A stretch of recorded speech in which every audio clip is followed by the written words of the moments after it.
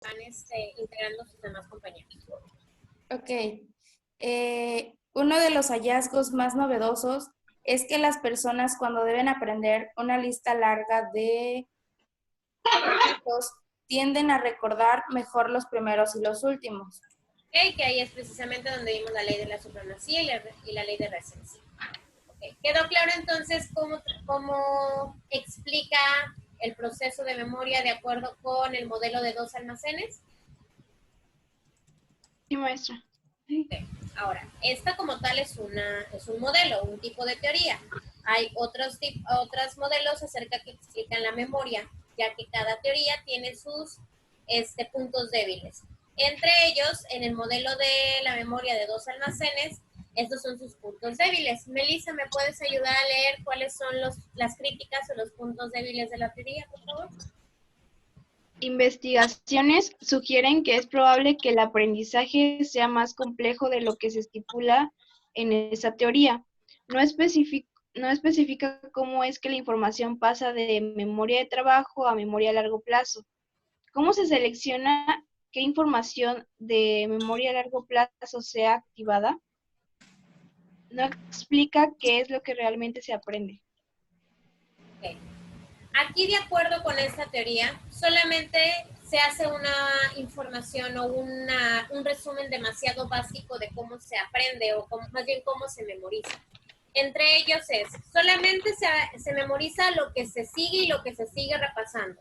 Lo que no se repasa, entonces, no pasa a la memoria a largo plazo y, por lo tanto, supuestamente, se olvida para siempre. O sea que nunca se aprende. Sin embargo, no explica cómo es que aprendemos más unas cosas que otras.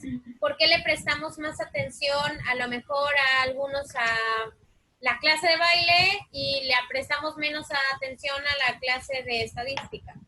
¿O por qué conceptos de estadística es más difícil aprenderlos, aunque los repasen y los repasen y los repasen, y a lo mejor conceptos en teorías de la psicología les es más fácil aprenderlo, aunque solamente lo repasen 1 o 2 veces? Esa es la parte que esta teoría o este modelo no logra explicar. Sí o no, a lo mejor ustedes en estadística han repasado y repasado cosas y aún así se les olvida al poco tiempo. Y porque otras cosas que a lo mejor no repasan tanto, esas sí se les queda grabadas de manera más larga. Ahora, de acuerdo a que el modelo de 2 almacenes tiene estas críticas y estos puntos débiles, hay otros modelos u otras teorías que también tratan de explicar la memoria. Entre esos está la teoría de los niveles o de profundidad del procesamiento y la teoría del nivel de activación. Se supone que ustedes ya leyeron acerca de este tema. ¿Alguien se acuerda qué decía la teoría de los niveles de profundidad o de procesamiento?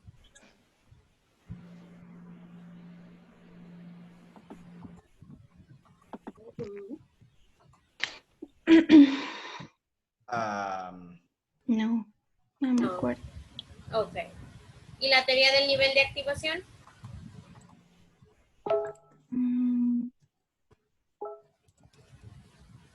Supongo que es de teoría de nivel de profundidad, se refiere a la manera en que la gente pueda captar la información o qué tan compleja sea la manera en que se pueda aprender algo, captar como tal.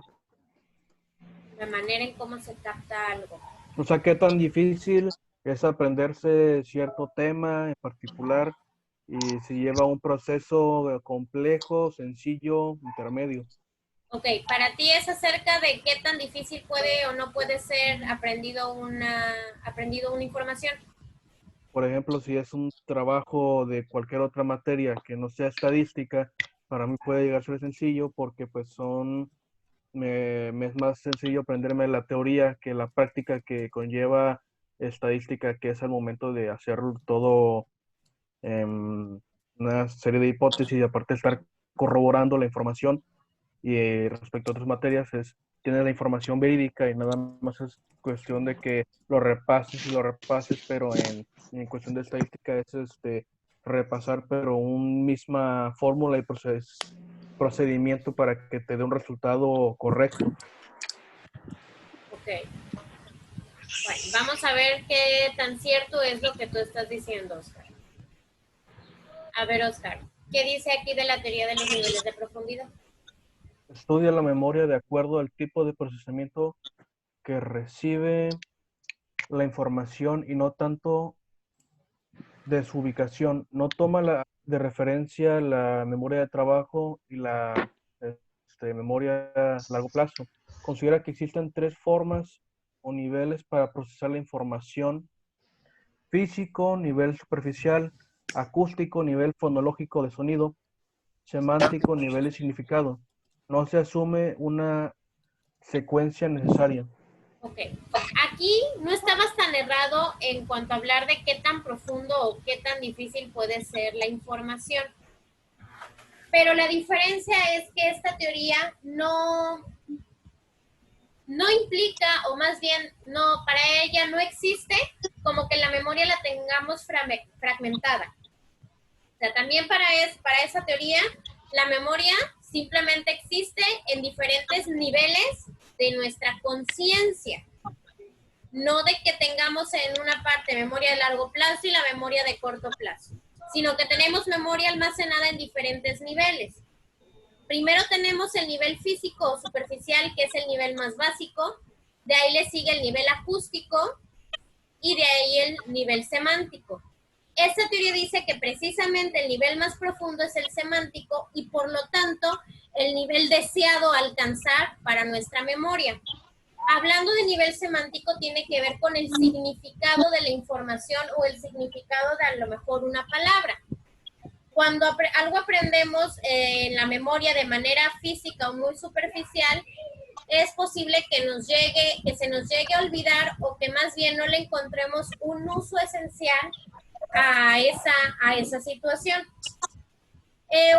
Un ejemplo muy claro lo podemos encontrar en el diálogo que vimos al principio de este tema, cuando están los maestros charlando acerca de por qué los alumnos no comprenden en una ecuación algebraica el tener una X dentro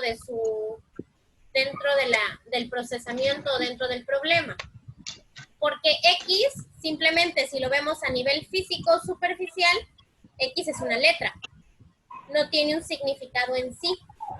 Pero cuando logramos llegar al nivel semántico, le podemos dar a X el significado de que es una interrogante. El contexto se empieza a tomar en cuenta. Exacto, se empieza a tomar el contexto en cuenta. Sin embargo, dice que podemos no necesariamente ir por niveles, o sea, no necesito ir desde el nivel físico al nivel semántico para alcanzar el nivel semántico. Yo puedo ir al nivel semántico de manera inmediata. ¿Cómo podemos ver esto? Un niño como de unos 3 años. Si yo le digo al niño una casa, ¿él va a saber lo que es una casa? No. No, hasta que no le expliques qué es una casa. Okay, un niño de 3 años. Vas a ver qué es su casa, pero no qué es una casa en general. Ok, un niño de 3 años no sabe lo que es una casa. Pero sabe que es su casa. O sea que si ve la foto de una casa no puede decir que es una casa. Puede asociarlo con su casa, o sea, va a asociar que ahí vive, pero no va a saber qué es. El concepto como tal de una casa. O sea, que te dé una definición de una casa, no te estoy diciendo que te dé una definición de una casa. Pero si yo le señalo una casa, ¿vas a ver qué es una casa? Sí, maestra, sí sabe que Sí, sí vas a ver qué es una casa, pero vas a ver el concepto, no te va a decir qué es, pero vas a ver. Muy fácil, un niño de 3 años, si yo le señalo un gato, me puede decir gato. O si yo le señalo un perro, me va a decir un perro. Aunque no sepa qué es, ¿no? Aunque no me dé un concepto literal o científico de lo que es un perro, pero el significado lo sabe. Ve la imagen de un gato, va a decir que es un gato. Sabe reconocerlo. Sí. Es más, un niño de 3 años puede ver la imagen de Bimbo y decir Bimbo, aunque no sepa leer. Sí, es cierto. Sí. El osito. No solamente el osito, puede ver las letras de Bimbo, puede ver las letras de Bimbo y va a decir, puede llegar a decir Bimbo, aunque Porque realmente... reconoce el logo de Bimbo. Exacto, aunque no va a ser realmente que esté leyendo la palabra Bimbo. Sí. Pero de tanto que le dicen, ay, el pan Bimbo, y pues se Se lo aprende aprende en el pan imagen, se aprende en imagen la palabra, pues puede decir Bimbo. Eso es ya un nivel semántico, aunque no haya logrado el nivel superficial que es el físico. ¿Por qué? Porque el niño no sabe todavía leer y escribir. Alcanzar el nivel físico es simplemente reconocer realmente la situación de la palabra, o sea, que me escriba la palabra gato, o que me escriba la palabra perro.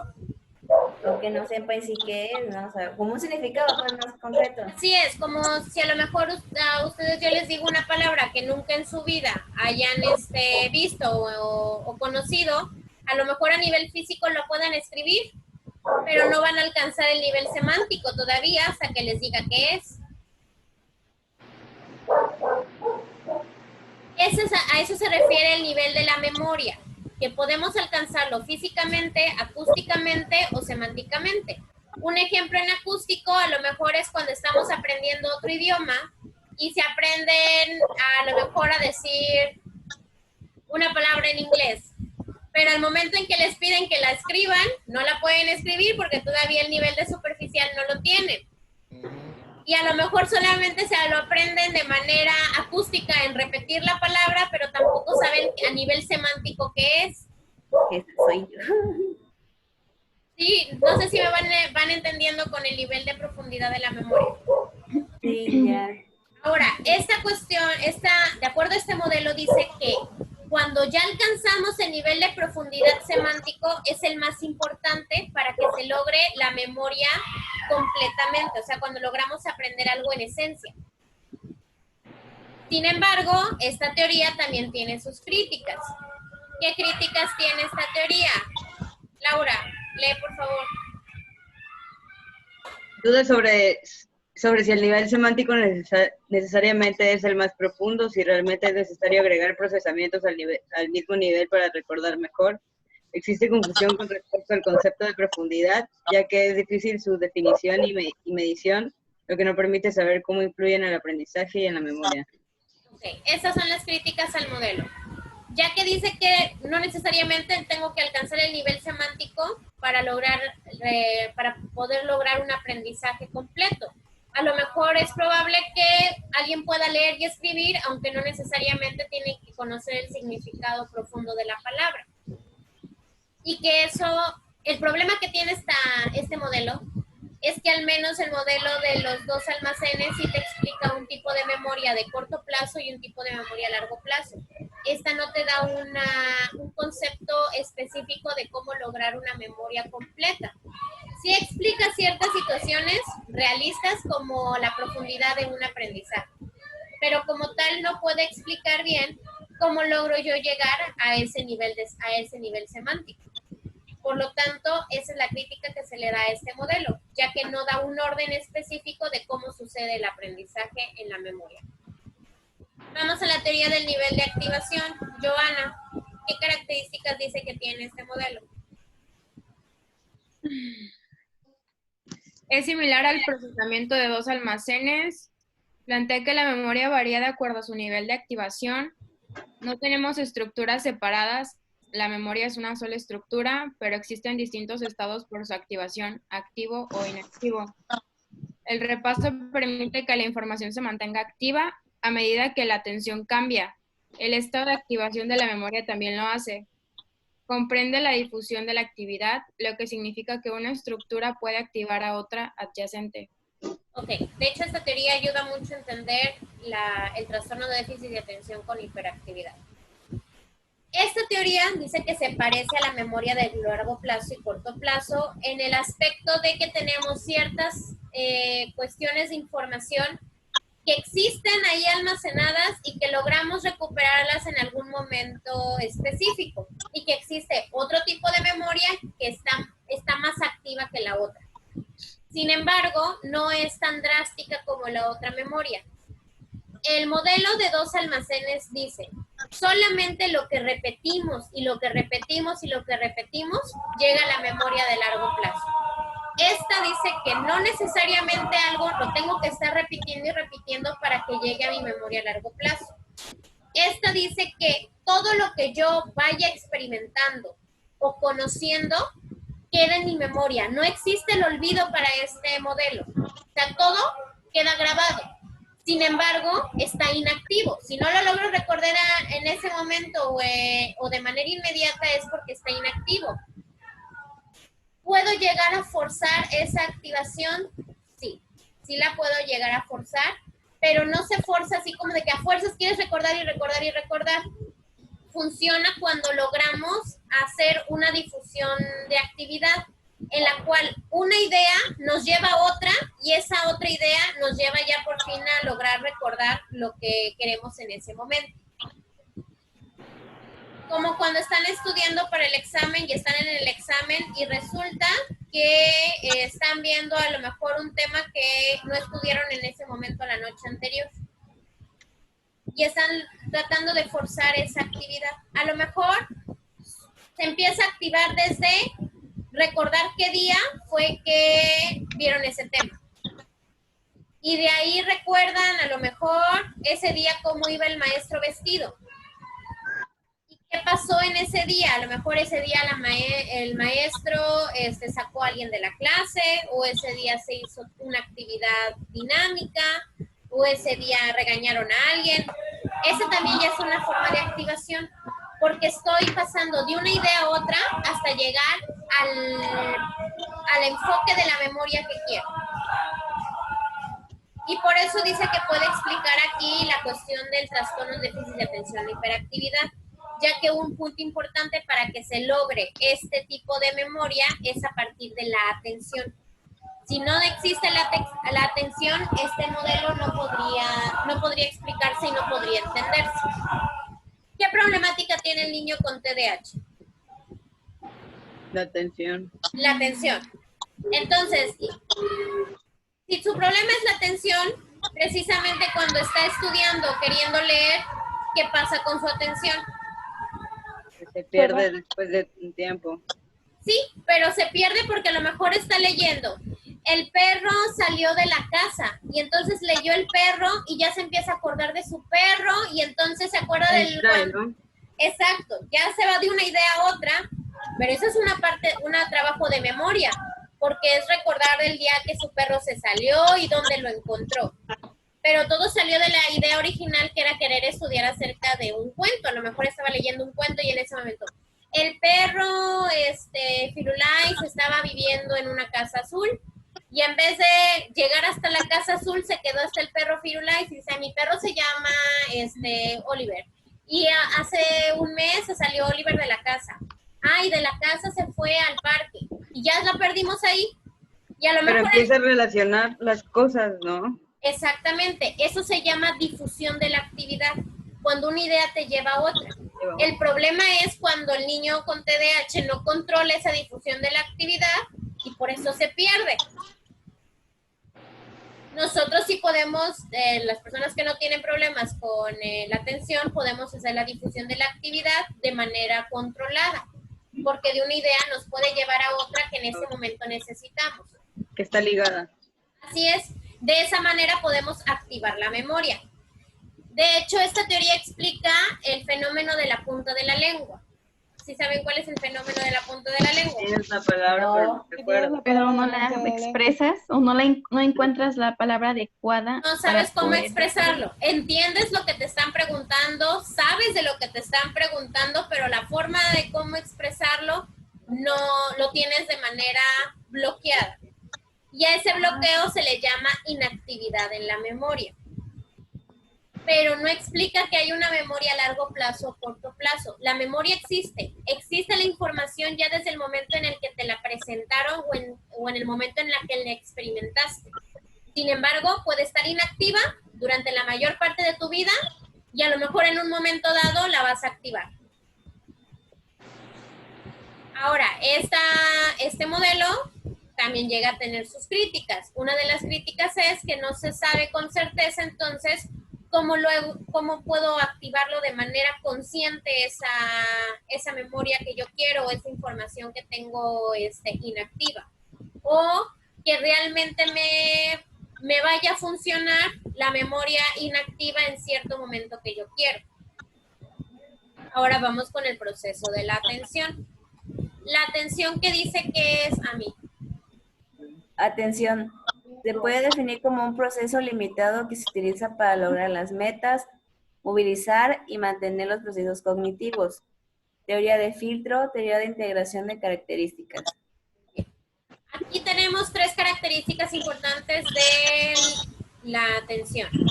Es limitado y ayuda a lograr metas y movilizarlas, y por último mantener los procesos cognitivos. ¿Quién me explica esto de mantener los procesos cognitivos? Pues gracias a la atención se puede dar seguimiento a lo que es la percepción y a los demás procesos cognitivos. Dedicado sobre todo en este apartado al aprendizaje, entre ellos la memoria. La forma en cómo pueden memorizar algo es si le están prestando la atención debida para poder estudiar esa temática. Si no le prestan la atención debida, entonces perdimos el hilo en la memoria. Ahora, ¿cuál característica es importante cuidarla? El que es limitado. La atención es un proceso limitado, tiene un límite de tiempo. Después de un rato esa atención se pierde. ¿Alguien conoce cuánto tiempo puede alguien permanecer atento de manera promedio hacia una temática? 30 minutos, ¿no? Algunos dicen que 20 minutos, sin embargo el promedio general es casi 1 hora. 1 hora. Por eso Sí. usted nos dijo que a los niños tenía que ser de 50 minutos a 60 para que no perdieran la atención y si no pusieran. No, de manera promedio de adulto es 1 hora, un niño es mucho menos. 5 minutos. No, un niño son de 20 minutos a media hora. Que sea una atención sostenida. ¿Por qué? ¿Podemos tener difusión de la atención y luego regresar? Sí, pero es como si fuera un reinicio. Necesito un momento de descanso, de break, de despabilación, y luego logramos regresar a la atención nuevamente a un tema.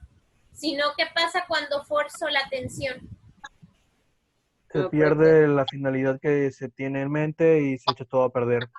Se pierde la finalidad y también hago algo que se llama hastiar. ¿Asquiar? Hastiar, de hastío. Cansar. Porque ya lo Ah, tenemos cansando. Hartar. Si pues lo vemos de manera despectiva es hartar. ¿Han visto un niño harto? sí. ¿Cómo se pone un...? Se desespera muchísimo. De poquito se hacen para atrás. A mí me pasó también ahorita apenas. Ok, bueno, pues así como se hartan los niños, también se hartan los adultos. Solamente que lo demuestran de maneras diferentes. Algunos que no, hay otros que todavía tienen ciertas conductas regresivas. Pero la atención, si se sigue sosteniendo de manera muy, muy forzada, harta al individuo. Harta de tal manera que precisamente abandonan por completo la atención a la actividad. Y por eso algunos niños se salen o dicen de plano no quiero hacer nada, otros de plano se salen de la clase. Ese es un problema de la atención, la cuestión de la limitación. Por eso que un docente, al momento de realizar algún tipo de clase en una temática, tiene que realizar diferentes actividades que de cierta manera promuevan el que el alumno tenga un tiempo de receso para lograr regresar a la temática. Distribuir tu trabajo, o sea, cuando se aplicó en el caso de mi niña, lo que yo hago es distribuir parte del trabajo para no hacerla agobiar al momento de realizar los ejercicios. Por eso le digo, antes de empezar, que si requiere primero ir al baño, tomar agua, lo que sea, pues puede ir en el momento, y en el transcurso de que sienta yo que para ella está pensando de más, se está agobiando por una problemática, le puedo decir que deje la actividad por un momento, respire, alguna otra cosa, porque lo que requiero es mantener su atención, pero en este caso distribuirla en partes. Así es. Muy bien. Ahora vamos con las teorías de la atención. Entre esas, la teoría de filtro. Melina, léeme los conceptos de la teoría del filtro. Teoría del filtro. Teoría propuesta por Rodben. Broadbent en 1958, también conocida como teoría del cuello de la botella. La información del ambiente se retiene por un instante en la información sensorial. De acuerdo a las características, se eligen partes de la información para que el sistema perceptual los procese. La atención es selectiva, ya que solamente algunas partes del mensaje o la información se logran procesar posteriormente. ¿Alguien ha visto un cuello de botella o conoce el factor o fenómeno del cuello de botella? ¿El que suena? No. ¿A qué Pues el llamamos cuello de botella fenómeno es del largo. cuello de botella? Nunca lo había escuchado, maestra. Delgado. Nunca han escuchado, ay, es que el tráfico se hizo un cuello de botella. No. O sea, ¿Un que cuello todo o se un hizo pollo? pequeño, ¿no? ¿Qué? ¿Un pollo o un cuello? Cuello de botella. Cuello de el pollo botella. todavía no. O sea, Y que tuvo todas las un- cosas quieren salir por un hoyito chiquitito y se traba todo. Es un pollo. Ajá, ¿Qué cuando cosa, quiere Adri? entrar a un puente Repite. o algo que es pequeño, Sí. se hacen todos hilera y no hay paso y todo. Básicamente, la gran mayoría de la información quiere pasar por un cuello muy pequeñito y pues se termina trabando y ya no pasa de manera eficiente, por ponerlo así. O de manera fluida. Un cuello de botella es precisamente ¿Verdad? más delgado que el resto de la botella, por lo tanto no pasa la misma cantidad o volumen de un líquido o de lo que tenga la botella ahí adentro para poder salir. Quiere decir que es como si fuera precisamente un filtro donde pasa lo que es primero lo más importante para el sujeto. Por eso dice que es selectivo, ese es un nivel consciente de la atención. Solamente capto lo que yo considero importante o lo que me llamó más la atención de acuerdo al registro sensorial. ¿Cómo es esto del recuerdo al registro sensorial? El registro sensorial es a partir de los sentidos, ya sea vista, olfato, tacto, etcétera.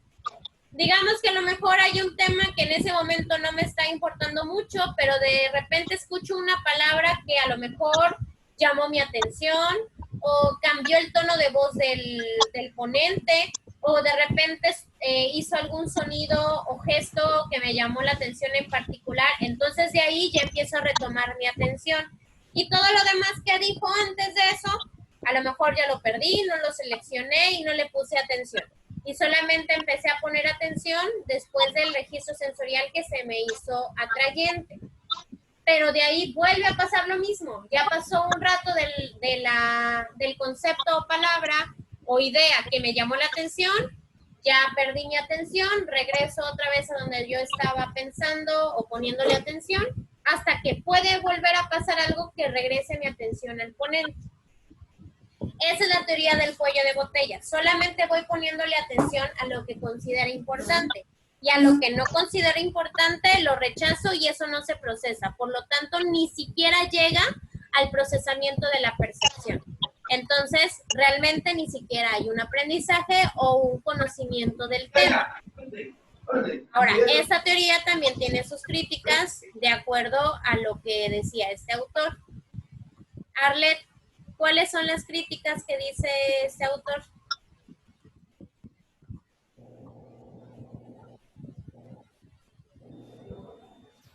¿Son las que aparecen ahí? Sí. Ay, es que no veo.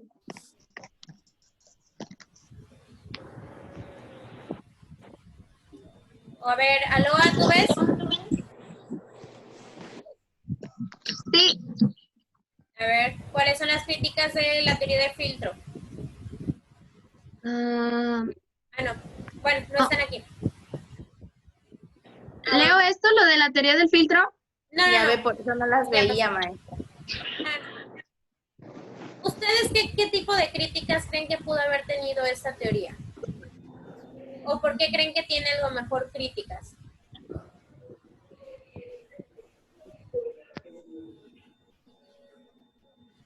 ¿Por qué qué? ¿Por qué creen que tiene críticas esta teoría? crítica son los puntos débiles o cosas que a lo mejor no logran alcanzar a explicar. Tal vez por lo del filtro, que solo entra lo importante o cosas así. Porque dices que eso es una crítica.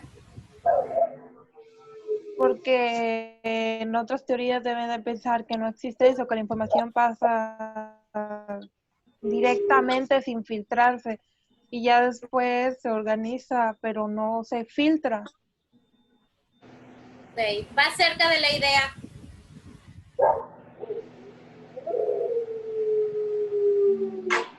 Podría decirse, profe, que se retoma de todo lo que, ¿cómo le explico?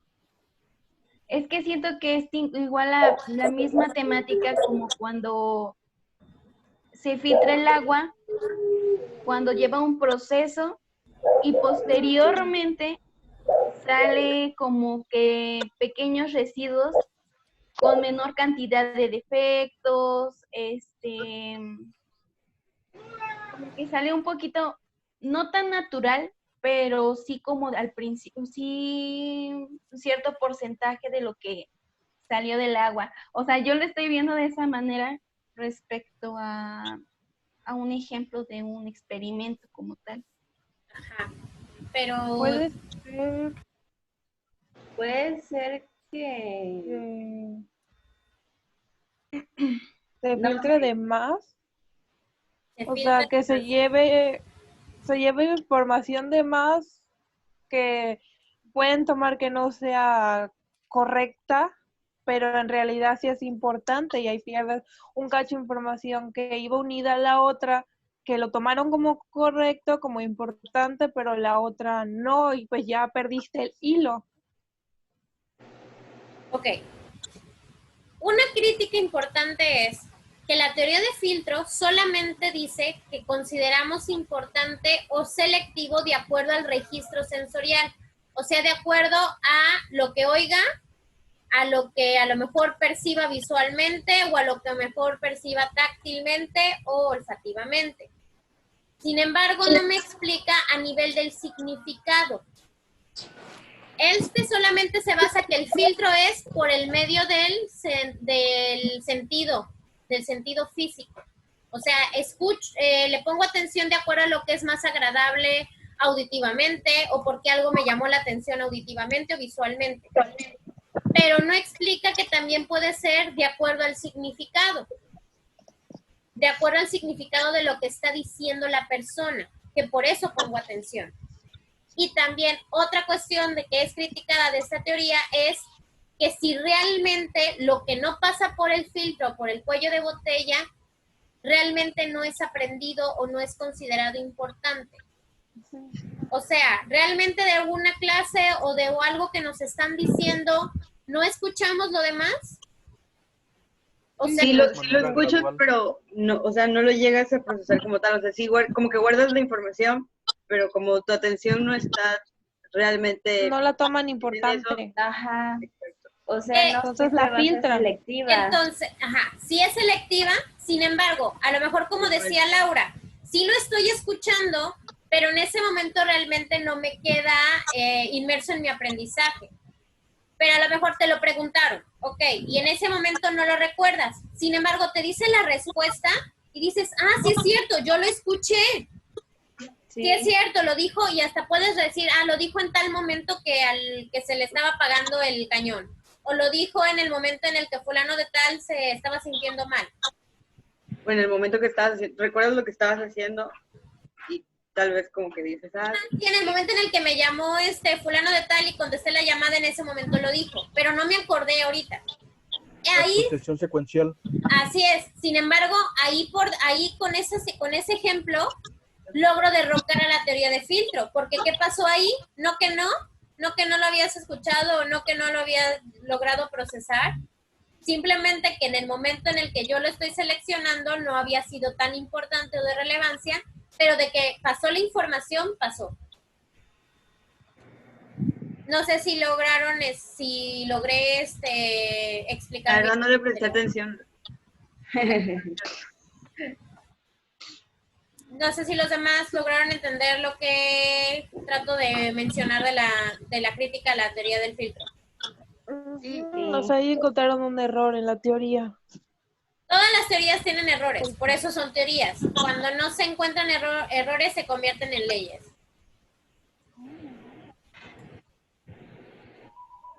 Siento que es un tanto complejo de visualizarlo como para darlo a entender, y más a nosotros que apenas lo estamos viendo, siento que es todavía más complejo. Me dice que es teoría de filtro de botella, y pienso en esas botellas chiquitas que son como para bebés, que tienen como una tipo cruz. Entonces, gradualmente como que la información va, se va vaciando, pero se queda como más importante por lo mismo de que tiene un filtro como esas botellas Gatorade. No sé, no queda el nombre, me confunde, por eso le digo. Ok, a ti te confunden por el nombre que tiene. Ajá, no Ok. lo asocio para nada. Pues en vez de tomarlo como cuello de botella, tómalo como nada más teoría de filtro. Que es un filtro donde solamente pasan ciertas partes, que el tipo de un colador, que solamente pasa lo demás, todo lo demás se queda. Los grumos, por De ejemplo. acuerdo al filtro que tú tengas. Aquí estaríamos hablando, si lo comparamos con los estilos de aprendizaje. Esta teoría entraría junto con los estilos de aprendizaje de Bach, visual, auditivo y kinestésico, que solamente es posible la atención y el aprendizaje a través de un solo canal. Tu cuello de botella sería, si tú fueras visual, que tú solamente le pondrías atención a todo lo que pasa por tu vista, sin embargo, no a lo que pasa por tu canal auditivo. Perdón. O que a lo mejor nada más eres auditivo, entonces tu atención no va a estar focalizada a lo que ves, solamente a lo que escuchas. @Merino. Eso es de lo que habla esta teoría, que solamente le prestamos atención y por lo tanto aprendemos a lo que pasa en nuestro filtro y a todo lo demás lo descartamos. Pero sin embargo se ha visto que esto no es del todo cierto, ya que la información sí pasa, sí logra pasar. La cuestión es que todavía puede no hacerse consciente en cierto momento, hasta que a lo mejor lo forzo a la situación. Como el ejemplo que les decía hace rato, a lo mejor ahorita si yo les pregunto qué era la teoría de la Gestalt, puede que no me digan, pero si yo luego les doy la respuesta, van a decir, ah, sí es cierto, lo dijimos al principio, ya sabimos esto y aquello. Ahí entraríamos hablando de regreso a la teoría de la memoria de activación e inactivación. Ok. Vemos esta última teoría de la teoría de la integración de las características. Le queda un minuto, digo, por si se le corta. Ok. Nada más vamos a leer las características y ahorita las hacemos. Un minuto, literalmente queda menos de un minuto. Voy a pausarlo de una vez y hago una nueva.